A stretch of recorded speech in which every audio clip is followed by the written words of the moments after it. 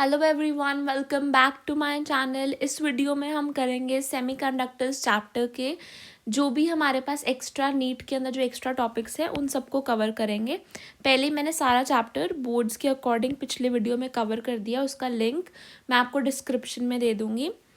So without wasting time let's get started. सबसे पहले हम पढ़ेंगे एलईडी के बारे में। LED basically light emitting diode है। डायोड है जो हमने पिछली वीडियो के अंदर पढ़ा था। यानी कि डायोड क्या होता है, बेसिकली जो इलेक्ट्रिकल एनर्जी बनाता है यानी करंट को प्रोड्यूस करवाता है। अब हम उसी इलेक्ट्रिकल एनर्जी को लाइट के अंदर जब कन्वर्ट कर देंगे तो वही आपकी एलईडी करती है। बेसिकली एलईडी जो होती है वो फॉरवर्ड बायस्ड होती है ऑब्वियसली, तभी तो हमें करंट मिल पाएगा। अगर वो रिवर्स बायस्ड होती तो हमें करंट ही बहुत नेग्लिजिबल मिलता। तो फॉरवर्ड बायस्ड है PN junction that emits light, जो पीएन जंक्शन आपको लाइट देगा। Light is produced due to the recombination of electrons and holes, यानी कि इलेक्ट्रॉन्स और होल्स पी और एन जंक्शन पे जो ज़्यादा होल्स थे वो इधर चले जाएंगे और एन जंक्शन पे जो इलेक्ट्रॉन्स थे वो पी जंक्शन पे आ जाएंगे, जिसकी वजह से यहाँ पे नेगेटिव चार्ज और यहाँ पे पॉजिटिव चार्ज क्रिएट हो जाएगा एंड आपके पास इलेक्ट्रिक फील्ड क्रिएट हो जाएगी। इसी की वजह से आपकी लाइट भी प्रोड्यूस होगी। फॉरवर्ड बायस्ड के अंदर क्या होता है, एनर्जी रिलीज होती है एज फोटोन्स, यानी ये फॉरवर्ड बायस्ड है, ठीक है। और यहाँ पे एनर्जी जो रिलीज होगी वो फोटोन्स के फॉर्म में रिलीज होगी। एनर्जी यहाँ पर जो रिलीज कर रहा है ना इलेक्ट्रॉन, जब उधर जाएंगे और इधर जाएंगे, और यहाँ पे जो इलेक्ट्रॉन्स होंगे वो आपके होल्स की तरफ जब जाएंगे तो आपकी एनर्जी रिलीज होगी एज फोटोन्स। यहाँ पे हम सिलिकॉन को यूज़ नहीं करते हैं क्योंकि सिलिकॉन जो होता है ना, हाँ हमने सिलिकॉन को यूज़ किया था क्योंकि हमने लोअर लीकेज करंट था। बट इस केस में हम सिलिकॉन को यूज़ क्यों नहीं करते हैं कि इस केस के अंदर सिलिकॉन जो है वो हीट एनर्जी को प्रोड्यूस करता है, जिसकी वजह से आपका जो एलईडी है वो काफ़ी गर्म हो जाएगी। अगर हम इसकी आईवी कैरेक्टरिस्टिक्स देखें यानी करंट और पोटेंशियल की, तो ये सिमिलर है नॉर्मल डायोड के, पर इसकी हायर थ्रेशोल्ड वोल्टेज है। यानी जो हमने देखी थी ना थ्रेशोल्ड, वो एक स्पेसिफिक थ्रेशोल्ड वोल्टेज के बाद ही वो करंट इंक्रीज होता है ऐसे शार्पली, वो थ्रेशोल्ड वोल्टेज इसकी हायर होगी, ठीक है। Forward current increases sharply after threshold, जो कि हमने पहले भी देखते हैं नॉर्मली भी। टिपिकल फॉरवर्ड वोल्टेज आपकी रेड एलईडी की होती है 1.8 to 2, ब्लू की होती है 3 to 3.5। की पॉइंट इसमें क्या है, जैसे जैसे लाइट इंटेंसिटी बढ़ेगी आपका फॉरवर्ड करंट बढ़ेगा। बेसिकली जैसे जैसे मेरा करंट बढ़ेगा, जितना ज़्यादा करंट होगा उतनी ज़्यादा मेरी लाइट की इंटेंसिटी, उतने ज़्यादा फोटोन्स बनेंगे। Operated only in forward bias, क्योंकि रिवर्स में तो करंट ही नहीं बनेगा तो लाइट भी नहीं आएगी। यूज्ड इन डिस्प्लेज और इंडिकेटर्स में से यूज़ करते हैं एलईडी को। दैट सेड, इससे ज़्यादा डिटेल में जाने की ज़रूरत नहीं है। देन नेक्स्ट है हमारे पास photo diode. Photo diode basically क्या करता है, लाइट एनर्जी को इलेक्ट्रिकल में कन्वर्ट करता है। जो लाइट एनर्जी रिलीज होएगी उसको इलेक्ट्रिकल में कन्वर्ट करेगा फोटो डायोड, ठीक है। फोटो डायोड बेसिकली एक लाइट सेंसिटिव पीएन जंक्शन होता है, जो कि लाइट जैसे ही उसको मिलती है वो उसे इलेक्ट्रिकल एनर्जी में कन्वर्ट कर देता है। इसलिए जहाँ पे मुझे लाइट को डिटेक्ट करना होता है वहाँ पे मैं उसे यूज़ करती हूँ, ताकि जैसे वो लाइट देखेगा उसको इलेक्ट्रिकल सिग्नल्स मुझे देगा, जिससे मुझे पता चल जाएगा कि यहाँ पर लाइट है। इसका मोड ऑफ ऑपरेशन होता है रिवर्स बायस। वो फॉरवर्ड था क्योंकि हमने वहाँ पे इलेक्ट्रिकल एनर्जी को लाइट में कन्वर्ट किया, यहाँ पे हम लाइट को इलेक्ट्रिकल में कर रहे हैं, इसलिए ये जो है आपका वो रिवर्स बायस्ड है। इसमें क्या होगा, बेसिकली आपकी इंसिडेंट लाइट जो होगी उसकी वजह से इलेक्ट्रॉन होल पेयर बन जाएंगे और रिवर्स करंट इंक्रीज होगा।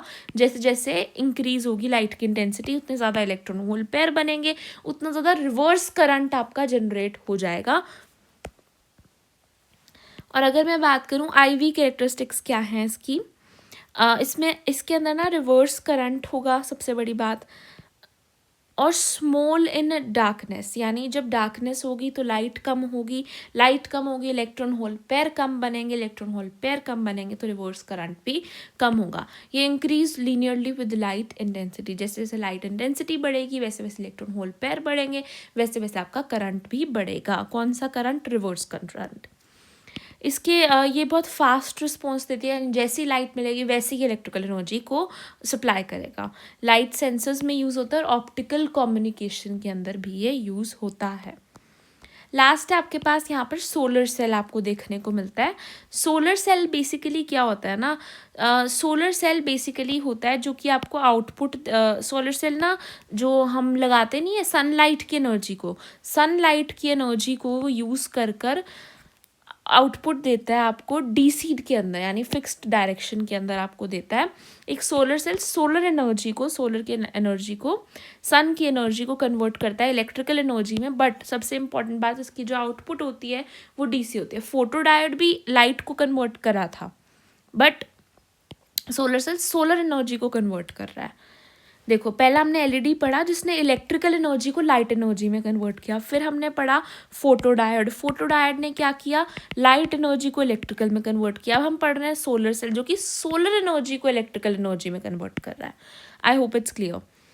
ठीक है, इसने ऐसे कन्वर्ट करा। अब इसकी कंस्ट्रक्शन कैसे होती है, हम एक लार्ज एरिया पीएन जंक्शन लेते हैं जिसको हम ऑपरेट करते हैं विदाउट एन एक्सटर्नल बायस। कोई एक्सटर्नल बायस नहीं लगाते हैं हम यहाँ पर, जैसे बाहर नहीं लगाते हैं हम इस तरीके से। इसको हम बेसिकली फोटो वोल्टेइक इफेक्ट से काम करता है ये, यानी कि यहाँ पे बेसिकली क्या होता है ना, लाइट जो है ना वो चार्ज कैरियर्स बना देती है, जैसे कि वहाँ पे बनाया था फोटो डायोड में। लाइट जैसी पड़ेगी वो चार्ज कैरियर्स बना देगी, और जो चार्ज कैरियर्स होंगे वो सेपरेटली बनेंगे जिसकी वजह से इलेक्ट्रिक फील्ड आएगी, और उसी की वजह से ही वहाँ पे करंट फ्लो करेगा। इसकी अगर हम आईवी कैरेक्टरिस्टिक्स देखें तो इसकी मैक्सिमम पावर आउटपुट तब होती है जब मैक्सिमम पावर पॉइंट होता है, maximum power output at maximum power point, यानी जब ज़्यादा लाइट आएगी तभी ये ज़्यादा पावर आउटपुट देगा। जब ज़्यादा गर्मी होती है उस दिन आपका सोलर सेल ज़्यादा आपको आउटपुट देता है। एफिशिएंसी की बात करें तो कितनी ये इलेक्ट्रिकल दे रहा है और कितनी हम सोलर डाल रहे हैं उसको डिवाइड कर दोगे तो आपकी एफिशिएंसी आ जाएगी। अगर ये पूरी मान लो पूरी को कन्वर्ट करें तो आपकी एफिशिएंसी 1 आ जाती है।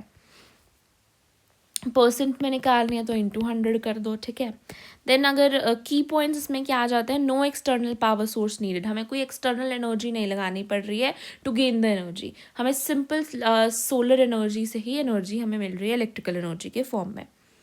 इसे हम कैलकुलेटर्स के अंदर यूज़ करते हैं, सोलर पैनल्स में यूज़ करते हैं, है ना, सैटेलाइट्स के अंदर भी इसे यूज़ करते हैं। अब आ जाओ जीनर डायोड के ऊपर। जीनर डायोड क्या है, मैंने आपको बताया था ना जीनर ब्रेकडाउन हो जाता है जब हम बहुत ज़्यादा, यहाँ पर देखो ग्राफ के अंदर था ये रहा, यहाँ पे जब जैसे जैसे हम बहुत ज़्यादा वोल्टेज बढ़ा देते हैं एक पॉइंट आता है जहाँ पे जीनर ब्रेकडाउन हो जाता है और फिर आपका करंट जो है वो बढ़ जाता है। अब हम यहाँ पर उसी की बात करेंगे। जीनर डायोड के अंदर बेसिकली आपकी जो इनपुट है ना वो फ्लक्चुएटिंग आती है और आउटपुट आपकी कांस्टेंट आती है।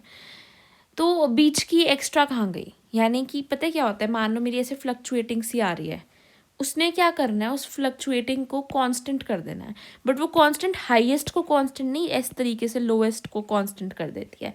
अब जो मेरी एक्स्ट्रा थी ये इसने कहाँ गई, वो सारी एब्जॉर्ब कर लेता है जीनर डायोड। ठीक है, जब इस तरीके से आपको करना हो ना, इनपुट फ्लक्चुएटिंग और आउटपुट कांस्टेंट हो, तो एक्स्ट्रा जो एब्जॉर्ब करने का काम है वो जीनर डायोड का होता है। एक हेविली डोप्ड पीएन जंक्शन होता है जिसको डिज़ाइन किया गया होता है हम और ये ऑपरेट करता है रिवर्स ब्रेकडाउन रीजन में। हमने आपको देखा ही ग्राफ में रिवर्स के लिए ही हम बात कर रहे हैं ना जीनर की। तो जीनर ब्रेकडाउन जो होता है एक फिक्स्ड रिवर्स वोल्टेज पे होता है, जो उसकी जीनर ब्रेकडाउन वोल्टेज होती है, जीनर वोल्टेज होती है। उस टाइम पे वोल्टेज जो होती है ना वो कांस्टेंट होती है। आपने देखा था ना जीनर ब्रेकडाउन पे वोल्टेज कांस्टेंट है पर करंट कितना शार्पली इंक्रीज करता है। अगर हम देखें यहाँ पे शार्प इंक्रीज होता है VZ पे, यानी कि आपकी जीनर ब्रेकडाउन वोल्टेज पे। वोल्टेज अक्रॉस डायोड जो होती है वो कांस्टेंट रहती है बट करंट आपका एकदम से इंक्रीज करता है। ये सिर्फ रिवर्स बायस के अंदर यूज़ होता है और जीनर वोल्टेज जो है वो डोपिंग पे डिपेंड करता है उसकी कितनी होगी, आपने किस चीज़ के साथ उसकी डोपिंग करी है, यानी कितनी आपने इम्प्योरिटी मिलाई है। ब्रेकडाउन वोल्टेज का क्या कॉन्सेप्ट है, जब हम स्ट्रॉन्ग इलेक्ट्रिक फील्ड लगाते हैं तो इलेक्ट्रॉन्स ना बिल्कुल ऐसे ब्रेक फ्री हो जाते हैं। जब मैं पता है क्या होता है, बेसिकली हम उस जो बैरियर पोटेंशियल हमारा बना था उसको ही ओवरकम कर रहे हैं ना। जब इतनी ज़्यादा स्ट्रॉन्ग हम लगा देते हैं इलेक्ट्रिक फील्ड तो ये जो इलेक्ट्रॉन्स है वो बिल्कुल ब्रेक फ्री हो जाता है और एकदम से करंट आपका बढ़ जाता है उस टाइम पर और वोल्टेज आपकी कॉन्स्टेंट रहती है। जीनर डायोड को जब हम वोल्टेज रेगुलेटर की तरह कैसे यूज़ करते हैं, इसका पर्पस क्या है, कांस्टेंट आउटपुट वोल्टेज देती है, इसलिए हम इस जीनर डायोड को यूज़ करते हैं। डिस्पाइट, अगर मैं मान लो मेरी इनपुट वोल्टेज जो है वो काफ़ी वेरी कर रही है, मेरा लोड जो है वो काफ़ी वेरी कर रहा है, कभी मेरे को 10 वोल्ट चाहिए, कभी मुझे 50 वोल्ट चाहिए, और कभी मेरी आउटपुट जो कभी मेरी इनपुट है वो मेरी कितनी लग रही है, एक्स लग रही है, कभी वाई लग रही है, कभी जेड लग रही है, बट ये हमेशा मुझे एक कांस्टेंट आउटपुट वोल्टेज देगा, इसीलिए हम जीनर ब्रेकडाउन को यूज़ करते हैं। कैसे काम करता है ये, जीनर डायोड को हम कनेक्ट कर देते हैं, जो भी हमारा लोड है जो कि वेरिएशन में आ सकता है और कभी कांस्टेंट भी आ सकता है, उसके साथ हम पैरेलल में इसको कनेक्ट कर देते हैं, पैरेलल कॉम्बिनेशन में। और जब आपकी इनपुट वोल्टेज बढ़ती है ना तो जीनर करंट भी बढ़ जाता है। जैसे आपकी इनपुट वोल्टेज बढ़ेगी जीनर करंट भी बढ़ जाएगा, और आपकी जो लोड की यानी जो लोड वोल्टेज होगी वो उतनी आएगी। जैसे मान लो मेरी इनपुट वोल्टेज थोड़ी बढ़ गई तो उतना ही जीनर करंट ने बढ़ जाना, उसको एब्जॉर्ब कर लेना है एक्स्ट्रा वोल्टेज को, पर उसने देनी है आउटपुट लोड को कांस्टेंट देनी है, जो कि आपकी VZ आ जाएगी। ठीक है, कंडीशन क्या है, जो वो आउटपुट वोल्टेज देता है तो उसकी जीनर ब्रेकडाउन की बराबर होती है, यानी जितनी वो जीनर उसका ब्रेकडाउन वोल्टेज है ना, आप उसे एडजस्ट कर सकते हो डोपिंग ज़्यादा कम करके, है ना। जीनर ब्रेकडाउन वोल्टेज जितनी होगी उतना ही मेरी आउटपुट वोल्टेज होगी, उसके ज़्यादा मान लो मेरी इनपुट उससे ज़्यादा आ रही है तो वो उसको एब्जॉर्ब कर लेगा, क्योंकि वो जीनर करंट भी तो बढ़ जाएगा ना। ठीक है, यहाँ पर क्या दे रखा है देखो, एलईडी के अंदर क्या हुआ था, हमने फॉरवर्ड बायस था, इलेक्ट्रिकल को लाइट में कन्वर्ट किया, फोटोडायोड में रिवर्स बायस था, लाइट को इलेक्ट्रिकल में कन्वर्ट किया, सोलर सेल में हमने सोलर को इलेक्ट्रिकल में कन्वर्ट किया, डीसी के अंदर आती है इसके अंदर, है ना।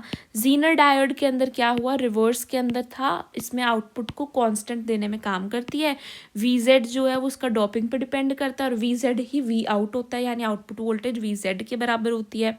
पैरेलल में हम इसको अटैच करते हैं लोड के साथ, जैसे जैसे V इनपुट इंक्रीज करती है तो आपकी जीनर भी इंक्रीज कर जाती है, V आउट आपका VZ के बराबर ही रहता है, उसे एब्जॉर्ब कर लेता है एक तरीके से करंट को इंक्रीज करके।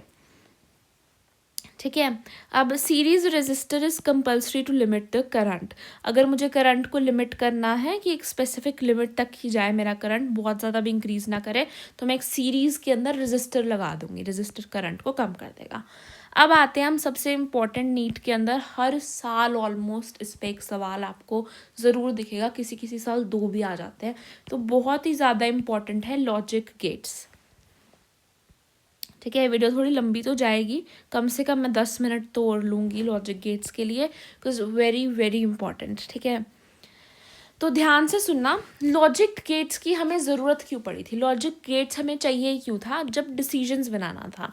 ये जो हमारे इलेक्ट्रिकल सर्किट्स है ना, ये डिसीजंस तो नहीं बनाते हैं ना, ये तो बस जहाँ पे करंट मिल रहा है, जहाँ इलेक्ट्रॉन जाने वहाँ बस चलते जाते हैं।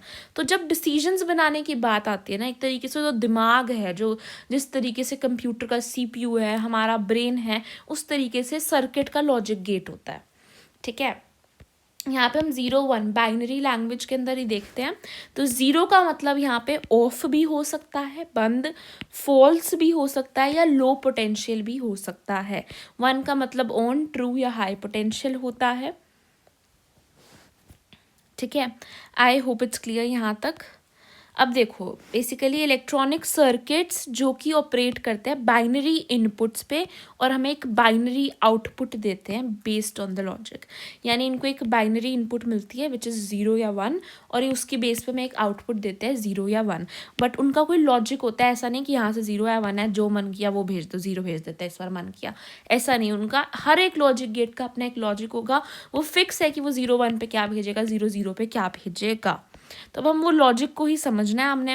पहला गेट है हमारे पास और गेट, और गेट आपका कुछ इस तरीके से दिखता है, ऐसा सा दिखेगा, A B आपकी यहाँ पे इनपुट होती है, Y आपका आउटपुट होता है। इसका पता है लॉजिक क्या है, अगर output is 1 if any output is 1, यानी अगर इन दोनों में से एक भी 1 है ना तो आउटपुट 1 है मेरी। ठीक है, बेसिकली आपका बूलियन एक्सप्रेशन और एलजेब्रा भी आपको थोड़ा सा बताती हूँ, बट आपको और गेट का मतलब समझ में आया कि अगर इन दोनों में से एक भी, और A और B में से कोई एक भी 1 है, A और B, तो भी मेरी आउटपुट Y आपकी 1 आ जाएगी। देखो यहाँ पे देखो 0 0 0 था क्योंकि कुछ भी 1 नहीं है, यहाँ पे ये 1 आ गया इसलिए आउटपुट 1, यहाँ पे ये 1 आ गया तो आउटपुट 1, यहाँ पे दोनों 1 है तो भी 1। 1 चाहिए थी, आपने 2 दे दी, कोई बात, मैं अभी भी 1 दूंगा।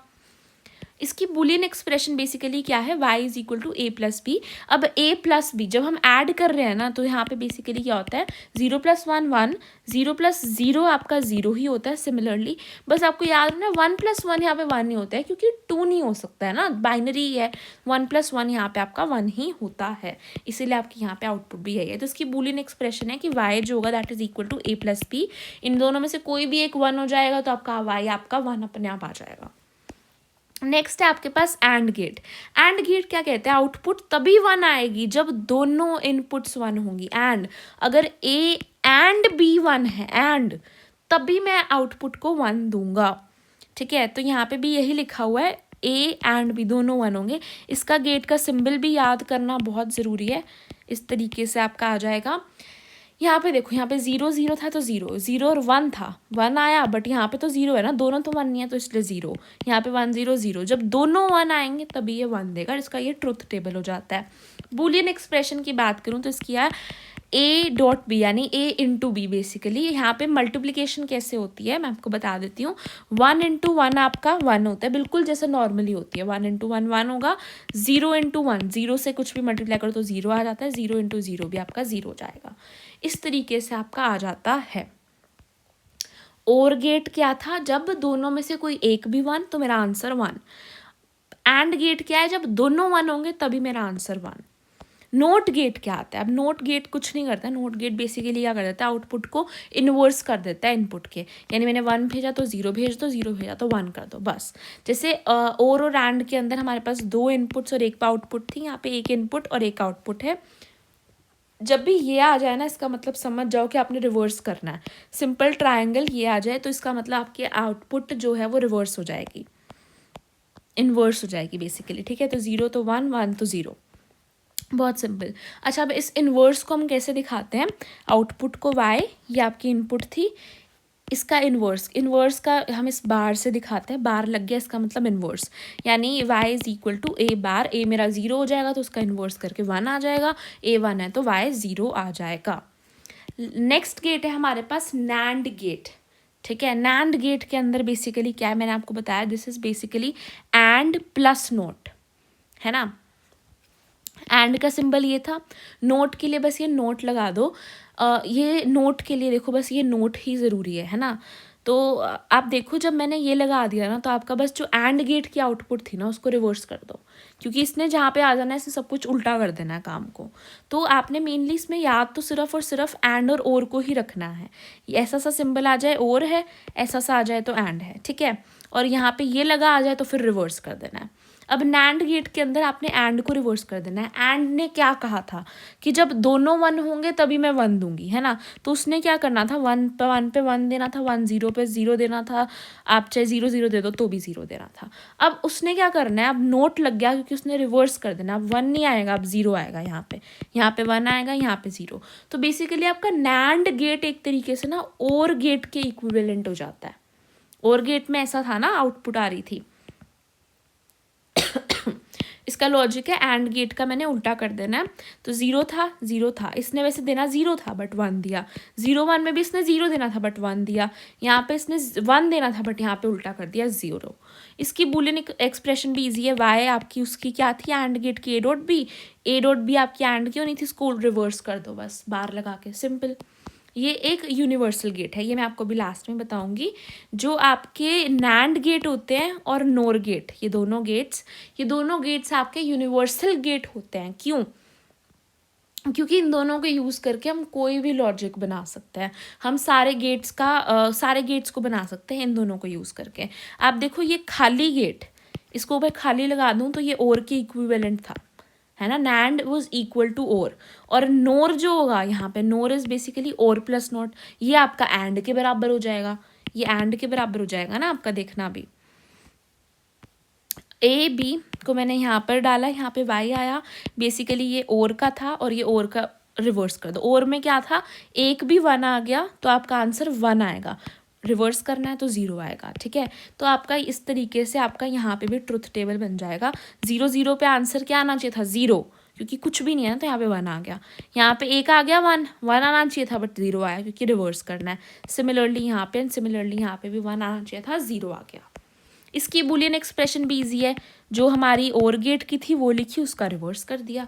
ये भी क्या है, यूनिवर्सल गेट है। ये आपको पता होना चाहिए कि जो नोर है और जो नैंड है वो आपके रिवर्सल गेट होते हैं। एक बार इसे मैं रिवाइज करवा देती हूँ, ध्यान से सुनना, ठीक है। ये पॉइंट हम पहले पढ़ चुके हैं, मैंने पढ़ा दिया पुरानी वीडियो में। अच्छा, इसके अंदर देखो क्या है, रिवीजन करा रही हूँ, एक बारी ध्यान से सुनना। और गेट के अंदर ना कुछ इस तरीके का सिंबल था, यहाँ से आपका ए भी आया, ये आया है ना। इसमें आपने दोनों को ऐड करना था, ए प्लस बी को, यानी एक भी 1 तो आंसर 1। एंड कुछ ऐसा सा था, ठीक है। एंड गेट में क्या था, मल्टीप्लाई करना था, नहीं दोनों 1 होंगे तभी 1 आएगा। नोट के अंदर क्या था, बस रिवर्स कर दो, ट्राइंगल के साथ हमने लगा दिया, रिवर्स कर दिया था, बस इनवर्स। 1 आया तो 0, 0 आया तो 1। इसमें क्या था, नैंड और नोर के अंदर हमने क्या करा था, एंड के और के साथ जब मैंने ये लगा दिया तो मेरा नोर गेट बन गया, इसके साथ ये लगा दिया तो मेरा नैंड गेट बन गया। नोर गेट में क्या था, बस जो और के थे उसको रिवर्स कर दो, यानी ए प्लस बी का रिवर्स, यानी बार लगा दिया, है ना। इसमें क्या था, ए इंटू बी का रिवर्स। अब यहाँ पे ना ये दो आपकी आइडेंटिटीज़ कह लो या दो चीज़ें हैं, ये आपके बहुत काम आएंगी क्वेश्चन सॉल्व करने में, इसको बता रही हूँ। ध्यान से इन दोनों को याद कर लेना, जब भी आपके पास इस तरीके से आए, ए प्लस बी है, इस पूरे के ऊपर बार लगा हुआ है, यानी पूरे का रिवर्स है, ठीक है। तो हम इसको पता है किसके बराबर लिख सकते हैं, A inverse dot B inverse के। जब आपके पास ए डॉट बी का पूरा का इन्वर्स है तो मैं इसको लिख सकती हूँ A inverse plus B inverse. तो बेसिकली आपके पास जब इस तरीके से आ जाए तो आपने कुछ नहीं करना, ए इनवर्स बी इनवर्स लिख लेना। अब यहाँ पे अगर प्लस है तो मल्टीप्लाई कर दो, यहाँ पे अगर ऑलरेडी मल्टीप्लाई है तो प्लस कर दो, ठीक है। तो ये दोनों आइडेंटिटीज़ को भी ज़रूर याद रखना, वेरी वेरी इंपॉर्टेंट, ठीक है। ये दोनों आपकी बहुत इंपॉर्टेंट हैं। तो that's it for this video, thank you for watching.